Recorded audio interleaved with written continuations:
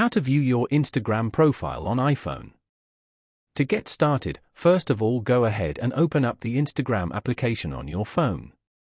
You will then be taken to the Instagram homepage. Here, you can view posts and stories of your friends or people that you follow on Instagram.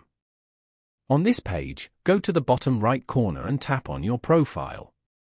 You can view and edit your Instagram profile from here.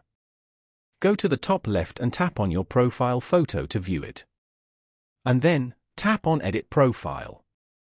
You can now edit your profile photo, name, username, bio, links and more from here. After that, go back and tap on Share Profile. You will get all the sharing options available over here such as copy link, download, QR code and sharing to other platforms. You can also view all your posts, reels and tagged photos or videos on this page. Following these steps, you can easily view your Instagram profile on iPhone.